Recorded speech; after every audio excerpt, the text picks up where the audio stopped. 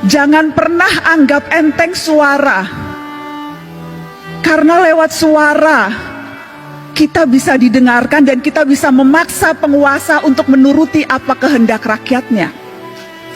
Jangan mau suara kita hanya dihargai 5 tahun sekali di bilik suara doang atau pada saat pilkada.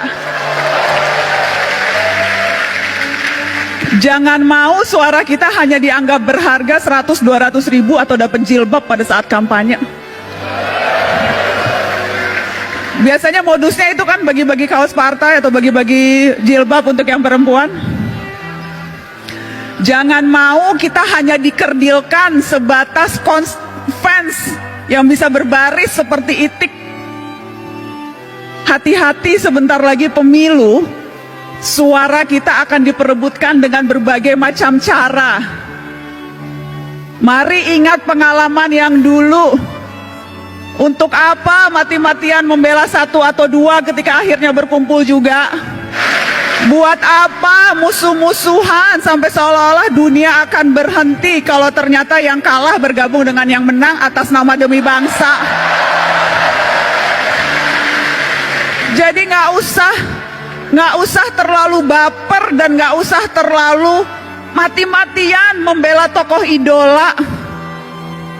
Karena sekali lagi, hitung-hitungan mereka terkadang bukan kita, hitung-hitungannya untung rugi, Pak. Untung rugi kalkulasi politik aja. Karenanya jangan mau dimanfaatkan hanya suara di 5 tahun sekali, tapi gunakan suara itu terutama di hari-hari ini, ketika ancaman kita untuk bersuara mungkin saja akan dibatasi lewat rancangan kitab undang-undang hukum pidana di mana semua bisa kena.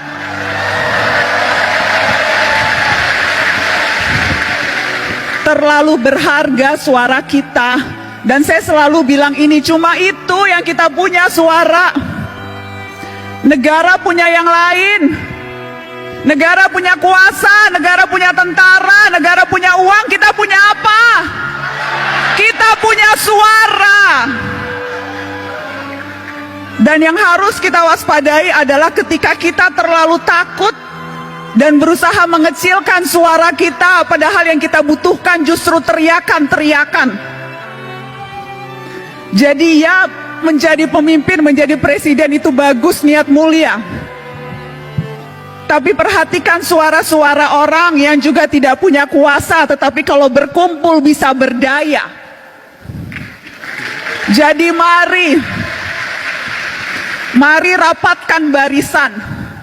Mari rapatkan barisan dan jangan mau ditipu-tipu.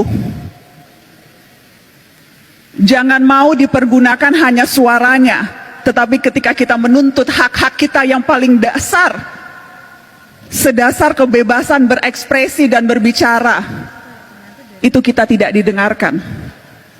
Tetapi kakak mau menegaskan ini, adik-adik. Pergerakan jangan hanya sebatas kerumunan.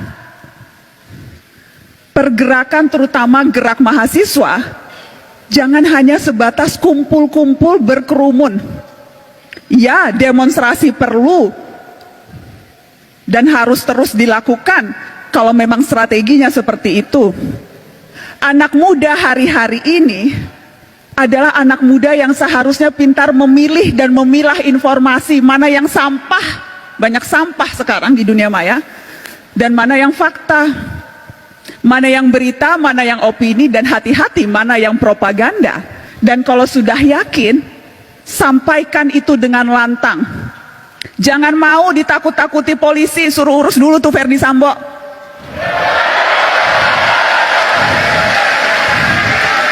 Sepanjang kita tahu apa yang kita lakukan benar, kita tidak merugikan orang lain, jangan mau ditakut-takuti dengan pasal. Kita juga bisa belajar pasal-pasal, kita juga tahu apa hak-hak kita sebagai warga negara. Kalau tidak tahu, cari tahu. Jadi jangan mau gampang ditakut-takuti.